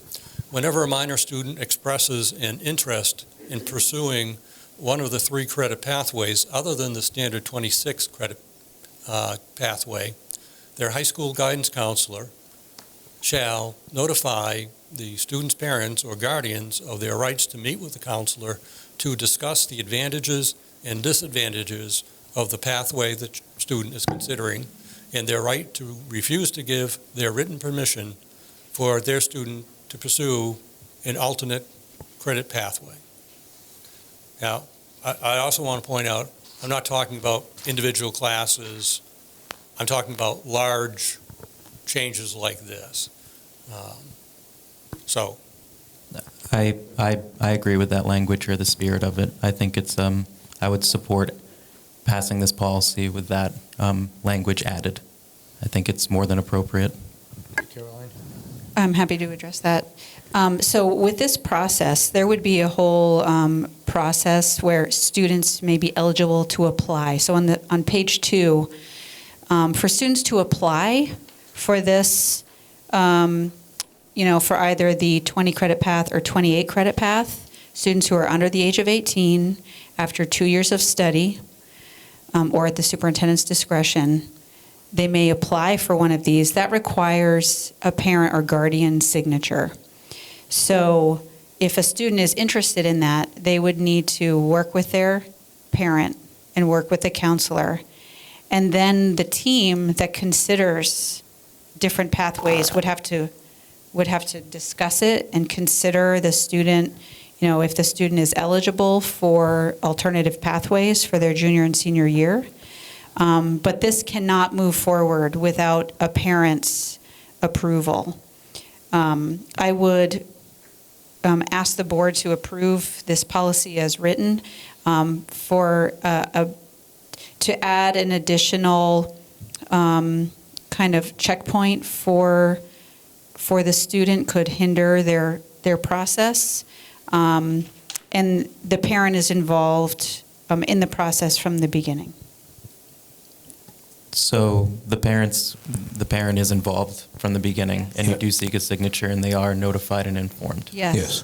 Okay. Can I All ask right. a clarifying question? Dr. Eric Kelly, will there be an IKF-R at some point down the road that clarifies what all these parts of the process will be?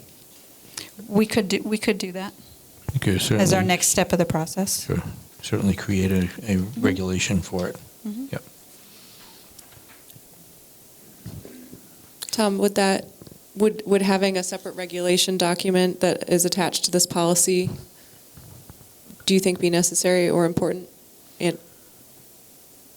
to clarify this and other parts of the process?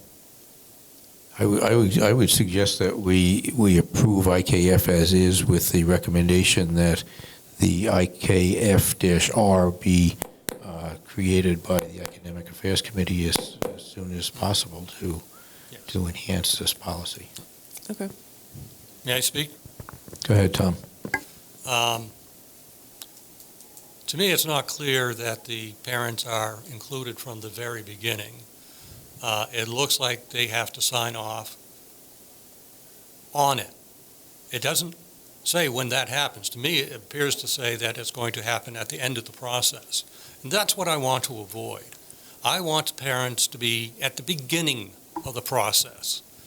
And I want that to be clear in this policy. And I don't think it's a difficult thing to do. We just give them notice as soon as the kid says they're interested. And I've been in the position where I was the last to find out, and it's a very unpleasant position to be in. And I wouldn't want any other parent to be there. So. This is, if I may, this policy has not existed yet. So with this process, the parent would be a part of it from the beginning. And we would like the opportunity to enact this policy. We currently have students who would be eligible for the 20 credit path, and we'd like to set them up for success at the start of the school year. And we would hope to have the board's permission to move forward with this policy with the understanding that we would create, or academic affairs, we would work with academic affairs and our administrators to create the regulation to go along with it.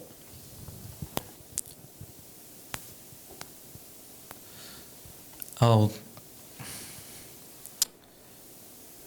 mean, to me, it clearly states the students may be eligible to apply for junior and senior year for alternative diploma pathways that meet or exceed state diploma requirements upon approval of parent and guardian.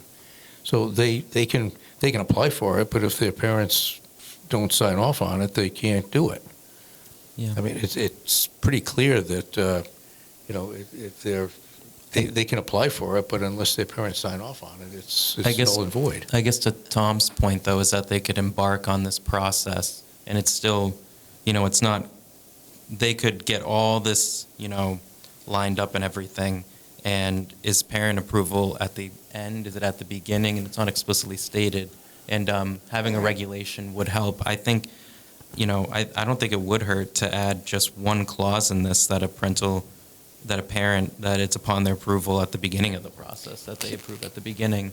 I think it's just an add of, only a few words or one clause. And I don't mean to be a stickler, and I still think we should adopt the regulation, but I think getting the approval at the beginning of the process, I think it is important. I think, parents should know if their kids are embarking to change their credit pathway, and that it should be as soon as reasonably possible. Can I suggest an addition of a phrase that may cure our woes?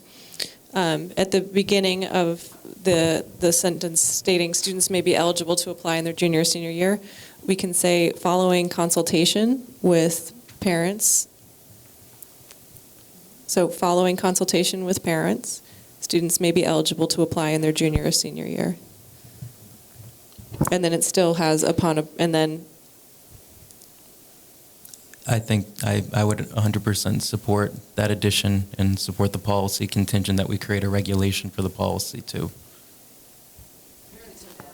Okay, we can add that. One of the concerns that I have in this process is, again, and this has happened before, this is second reading. Any of these suggestions should have been brought to the attention of Academic Affairs Chair, Group Leader prior to tonight. That's what that's the second reading is sort of the final document that you're voting on. Now, you can vote against it or you can vote for it. Well, the suggestions from Tom and Stephanie, and, I had one suggestion, they were in our online meeting packet. They were there. And there were some suggestions that were incorporated into the policies. There were other suggestions that weren't incorporated. And so, Okay, I'm just saying, I guess if there were suggestions that were not incorporated, why weren't they incorporated? That would have been something that would have gotten back to the person. Okay.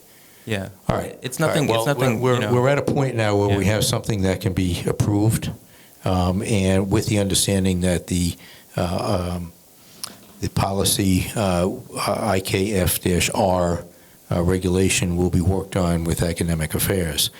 So if the changes that are suggested are okay, then let's move forward and approve this policy as it is. Well, one thing I would just like to say is that I understand the sentiment, but I think we've captured it by saying upon approval of parent guardian, if under the age of 18. So if maybe you want to just rearrange the sentence, because I don't think we need to say following consultation with parents or guardians, students may be eligible, blah, blah, blah, and then say again, upon approval of parent guardian. Why don't we just change it to say upon approval of parent and guardian, student may apply to just move that upon approval of parent and guardian. I like Stephanie's remedy better because then there's a final, the parent also signs off on it at the end too. So I'd like to make a motion that we adopt IKF with Stephanie's suggested amendment and request the Academic Affairs Committee formulate an IKF regulation. Okay. Why do we need a regulation if we're already going to incorporate the different language to address the concern? If we don't need one, then we just won't bring one forward, but I think it's good for us to explore it and consider it. I have a motion. I'd really appreciate a second. I think this is very reasonable. Okay, all right, it's moved by Brody and seconded by Dr. Jim to move IKF forward, and with the suggestion that Academic Affairs explore a regulation to go along with this policy? Yeah, to move it forward with Stephanie's recommended amendment and to have the Academic Affairs Committee explore an IKF regulation. Yeah. That's my motion. Just following consultation with parents or guardians. Yeah. Okay. Can I just ask a couple of very small clarifying questions I did not pick up when I looked at this online? One is in the little asterisk at the bottom where it says restricted electives are required by the district to earn the standard diploma. We now have 2 standard diploma tracks, so is that the state standard diploma or the GWRSD standard diploma? Okay, could we just add GWRSD? I know we have 2 standard diplomas. The 26 credit diploma. GWES, the state standard or GWRSD standard? That was just a clarifying question. And then for physical education, does the state standard require, or does the state standard not allow an ELO for physical education if you're doing the state standard diploma? Okay, so you can't do an ELO for the state standard diploma. Okay, that was, okay. And then my last question was for the 2 credits in world language, it says both credits must be earned at the high school. So this doesn't necessarily need to be changed, but where else would they be earning it?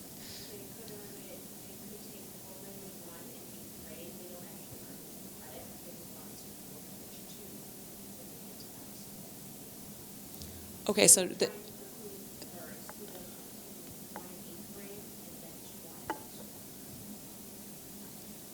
Okay, so could we just add at the high school level? Or, because it could be college level too, though. They could take a college level course if they wanted to. Okay.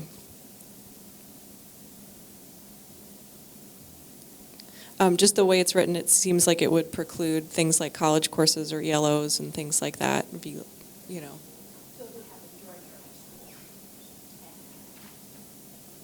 Okay, but not at the high school.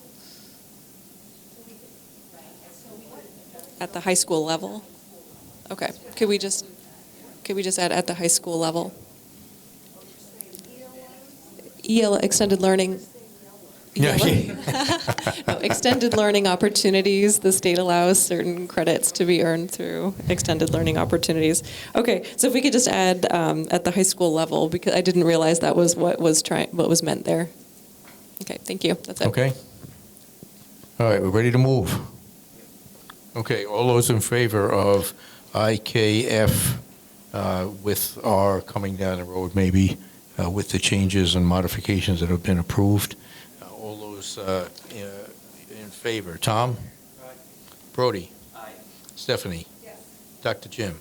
Yes. Jim Pittman? Yes. Charlene? Aye. Mary? Yes. Dana? Yes. And chair votes aye. Okay. Moving on. Charlene?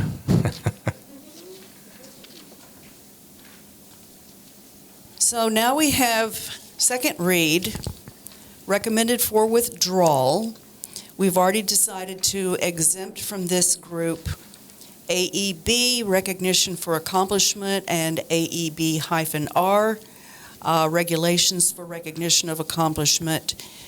And I've had a request that before we withdraw BEDD, we review the New Hampshire School Board Association recommended replacement. BEDD is rules of order. So the ones we're going to be voting on tonight are BBB-E, School Board Elections, BDF, Board Advisory Committees, BEDDC, Planned Change, CF, School Building Administration, and CFA, School Administrative Personnel. So those are the ones that we're going to be voting on for withdrawal. And obviously, Academic Affairs is going to be working on IKF-R, which will be new. And we're going to be looking at AEB and AEB-R. And we're also going to be looking at what the New Hampshire School Boards Association recommends as a replacement for Robert's Rules of Order, which we have been told is fairly complicated and too unwieldy for most school boards. That's coming from Barrett Christina of the New Hampshire School Boards Association. I'll make the motion. Okay, motion to approve the withdrawal of BBE, BDF, BEDDC, CF, and CFA. Okay, go ahead. All right, seconded by Dr. Jim. Okay, all those in favor. Tom? Aye. Brody? Aye. Stephanie? Yes. Dr. Jim? Yes. Jim Pittman? Yes. Charlene? Aye. Mary? Yes. Dana? Yes. And chair votes aye. Okay. We are moving on to building and maintenance. Finally, some good stuff. Okay. This will be less controversial, I'm sure. Building Ground and Maintenance Committee met on June 1st. We revisited a discussion on the turf field that had been discussed in the previous meeting, and then forwarded pending information from our turf maintenance people and suppliers in regards to whether there were other alternative turf products, particularly in the concern about whether there were health issues using the current turf product. So we did get recommendations from the two companies, Shaw Turf and Field Turf, that highly recommended we continue with the crumb rubber base of the turf field we currently have. There is an alternative organic product available, but it's far more expensive, requires more frequent replacement, which it would only have a product life of potentially as little as 3 years, considering our New Hampshire climate in the winter. And there was little to recommend it. We did not get strong feedback in terms of whether any of our safety concerns were relevant or not. So decision was made to return to this discussion of this next year. Other business, we did get an update on the SAFE grant monies. Apparently POs have been received, and all of that is moving forward at the various schools. That's expected to be installed in the fall. And lastly, Carpenter Playground, excuse me, demolition of the old playground equipment is scheduled for the week of June 26th, and the new playground structure will be delivered on August 18th to be installed on August 26th and ready for when school opens, September 5th. So that was all the business before building and maintenance. Thank you. Thank you, Jim. Okay, I have nothing this evening on finance or human resources, so we'll go to advanced planning. You can see down below on this Thursday is Lakeside Academy graduation. Friday is Kingswood graduation at 6 o'clock on Alumni Field. Rain date is Saturday at 10 o'clock. Bridges Day is June 14th. Sixth grade promotions celebrations are June 19th. June 20th is GWRSD last day of school, which is a half day. And our board meeting in Brookfield at 6 o'clock is now 8:07 instead of 8:14, which we changed this evening. Next up is public input. Again, 3 minutes per individual if possible, 15 minutes max unless extended by the board. Anybody would like to speak?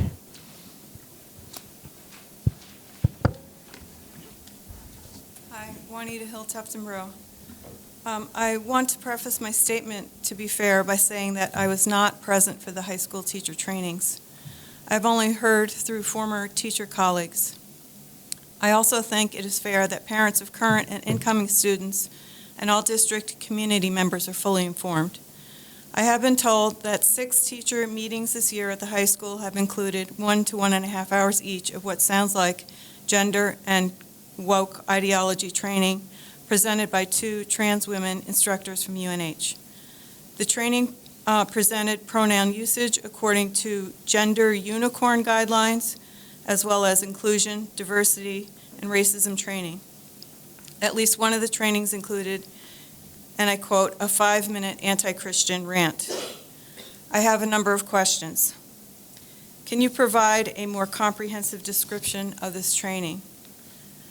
Did the training include equal time given to opposing viewpoints, including detransitioners and Christians? What are the expected outcomes that will result from this training? How will this training benefit our students? How is this training funded? Is the district receiving money in exchange for implementation of gender ideology training, or being pressured in any way from outside sources? If the answer is no to the above question, why is there a shift away from teacher time spent working on best learning practices, academic achievement, department collaboration, curriculum work, and planning? Did the school board approve this training, or did any attend the training? And what is planned next? Will the middle school and elementary teachers be trained? Will there be district student LGBT gender ideology training, as at Oyster River School District, in which one of the 7th grade students I know very well said that he felt pressured and was told by the instructors that he was not allowed to talk about it? How far does this go? Consider locker rooms, bathrooms, biological males in women's sports? Will teachers and students be compelled to apply the gender unicorn pronouns?